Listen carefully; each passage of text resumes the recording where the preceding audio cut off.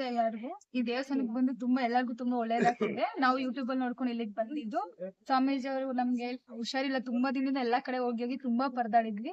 ಇವಾಗ ಇಲ್ಲಿ ಬಂದಾಗ ತುಂಬಾ ವಾಸಿ ಆಗಿದೆ. ಎಲ್ರು ಮಧ್ಯೆ ಮಧ್ಯೆ ಪಾಪ ಅವ್ರು ಮಾತಾಡ್ಬೇಕಿದ್ರೆ ಮಧ್ಯೆ ಮಾತಾಡೋರಿಗೆ ದಯವಿಟ್ಟು ತೊಂದರೆ ಕೊಡ್ಬೇಡಿ. ಅವ್ರು ಮಾತಾಡಿ ಎಲ್ಲರಿಗೂ ಒಬ್ಬೊಬ್ಬರಿಗೂ ಪರಿಹಾರ ಮಾಡ್ಕೊಂಡು ಬನ್ನಿ. ಒಳ್ಳೇದ್ ಮಾಡ್ಕೊಟ್ರು ಅಂದ್ರೆ ಬಂದು ಅವ್ರೇನು ಬೇರೆಯವ್ರ ತರ ದುಡ್ಡು ಕಾಸು ಏನು ಕೇಳಿಲ್ಲ. ಇಲ್ಲಿ ಬಂದು ನೀರು ತೇತಲ ಹೆಚ್ಚಿ ಅಷ್ಟೆಲ್ಲ ವಾಸಿ. ಕರೆಕ್ಟ್ ಅಲ್ವಾ? ಈಗ ಮೊಸರನ್ನ ಮಾಡು, ಇದು ರೂಢಿ ಮಾಡ್ಕೊ ಮಗಳೇ. ದಿನ ಚಲ್ಸ್ಕೊಬಿಡು, ನಿಮ್ ಪ್ರಯತ್ನ ಬೇಡ್ಕೊಂಬಿಡು ಅಲ್ಲಪ್ಪ. ಒಂದಿನ ದೇವ್ರಿಗೆ ಒಂದು ಅರ್ಧ ಗಂಟೆ ಆಗುತ್ತೆ, ಆಗ್ಬೋದೇನ 10 ನಿಮಿಷ ಆಗ್ಬೋದೇನ. ಅನ್ನ ಬೇಕೆ ಮಾಮೂಲಿ ಅನ್ನ ಬೇಯಿಸಿ ಅನ್ನ ಹಾಕಿ ದೇವ್ರ ತಿನ್ನೋದು ಅದಕ್ಕೆ ಕೊಡಿ, ನೀರ್ ತಿಂತ ಬನ್ನಿ. ವ್ರತ ಮಾಡೋದು ಹಂಗೆ ಅಂದ್ರೆ ಸ್ನಾನ ಮಾಡಿ ಫಸ್ಟ್ ತಲೆಕೆರೆ ಮೊದಲು ಫಸ್ಟ್ ದೇವ್ರನ್ನ ಮೆತ್ತಿ, ಯಾವ್ದವ್ರು ಮರಿ ಕಡಿ ಕುರಿ ಕಡಿ ಅಂತಿಲ್ಲ. ಇದನ್ನ ಮಾಡ್ಕೊಂಡು ಹೋಗು. ಮದುವೆ ಆಗ್ಲಿ ಬೇಡ್ಕೊ, ಮದುವೆ ಆದ್ಮೇಲೆ ಬಂದು ಗಂಡೆ ಹೆಂಡತಿ ಬಂದು ಕಸ ಹೊಡಿ, ಮಕ್ಕಳಲ್ಲಿ ಬೇಡ್ಕೊ, ಮಗು ಚೆನ್ನಾಗಲ್ಲಿ ಬೇಡ್ಕೊ. ಹಿಂಗೆ ಕಂಟಿನ್ಯೂ ತಾಯಿನ ಮಗು ಮಾಡ್ಕೊಂತಾರ ಹೋಗ್ತಾ ಇರು.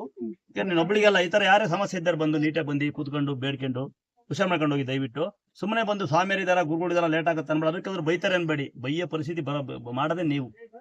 ಇಲ್ಲಿ ಹೆಂಗಾಡ್ತೀವಿ ನೋಡಿ, ಬೆಳಗಿಂದ 10 ಕಾಲಿ ಬಂದು ಒಂದ್ಸರಿ ಹೋಗಿ ಊಟ ಸಲ ಅಂಬ್ಲಿ ಕುಡ್ಕೊಂಡ್ ಬಂದೆ, ಮತ್ತೆ ಈಗ ಬಂದಿನಿ ಬಡಬಗ್ರಿದಾರೆ ಅಂತ ಈಗಲೂ ಕಾಯ್ತಾ ಇಲ್ಲ.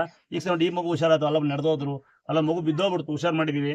ಆದ್ರೆ ಮಧ್ಯೆ ಹುಷಾರ್ ಮಾಡ್ತಾರಲ್ಲ ಅಂತ ಹೇಳಿ ಕುತೂಹಲ ಇಲ್ಲ ಇವ್ರಿಗೆ. ಜಲ್ದಿ ಹೋಗ್ಬೇಕು ಅನ್ನೋ ಆತುರ ಇರುತ್ತೆ. ಬಂದು ನುಗ್ತಾರೆ ಬಂದು ಅಂತ ಹುಷಾರ್ ಮಾಡ್ತಾರ. ಆ ಮಗು ಬೀಳ್ತಾ ಇದೆ, ಕಾಯ್ತಾ ಇಲ್ಲ. ಅವೈ ನಡೀತಾವನೆ ಕಾಯ್ತಾ ಇಲ್ಲ. ಬೈದ್ರೆ ಏನಂತೀರಿ? ಅಲ್ಲಿ ಬೈತಾರೆ, ಸನ್ಮಾನ ಮಾಡಲ್ಲಪ್ಪ. ಇಲ್ಲಿ ದುರ್ಗಾ ಸ್ಥಳ ಅಂದ್ರೆ ಸನ್ಮಾನ ಮಾಡೋ ಸ್ಥಳ, ಇದು ಪುಣ್ಯ ಸ್ಥಳ, ಸತ್ಯ ಸ್ಥಳ. ಬೇಕಾದ್ರೆ ಬಂದು ನಮಸ್ಕಾರ ಮಾಡ್ಕೊಂಡು ಹೋಗಿ.